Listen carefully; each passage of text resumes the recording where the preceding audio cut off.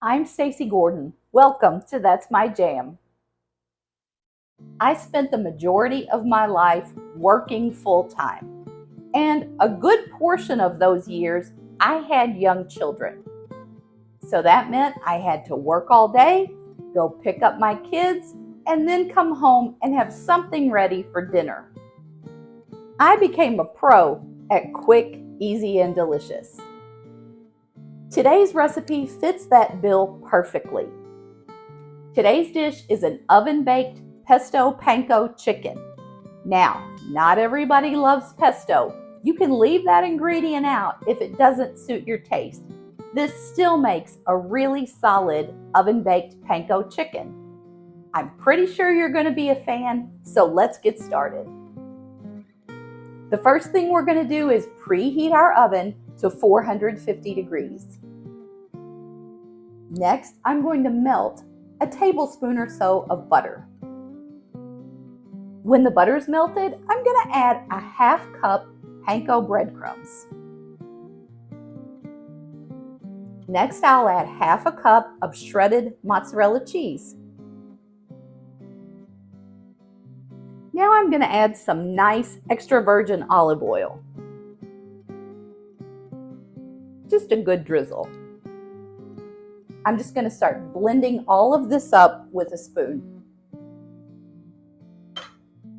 The result is a little dry and looks about like this. I'm going to spray a small cookie sheet with some cooking spray. I've got one pretty good sized chicken breast here. I'm going to butterfly this and turn it into 2 servings. Before I do that, I'm going to use a paper towel just to get any extra moisture off the chicken.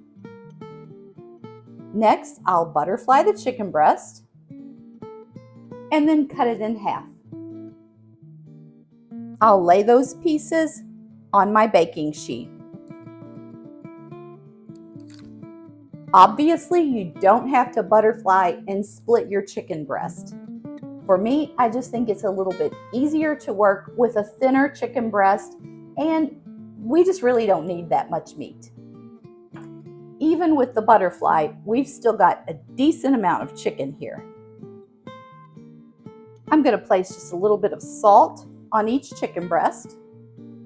Now, you guys already know that I love anything basil, anything pesto. In fact, there's a recipe on my channel for making your own pesto. However, if you're not a fan, you can just forget this particular step and move on to the next one.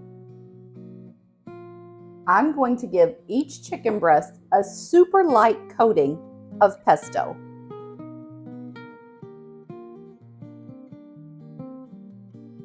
And now we're ready for that cheesy panko topping we made.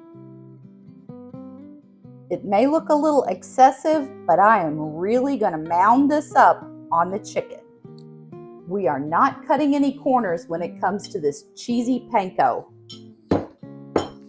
I've used every bit of it on our chicken pieces. There's no need to worry about trying to coat the bottom because you're not going to be able to flip these. These are ready to go in our oven right now for roughly 20 to 23 minutes. You can use this baking time to throw together a couple of sides. For me, it's mashed potatoes and asparagus.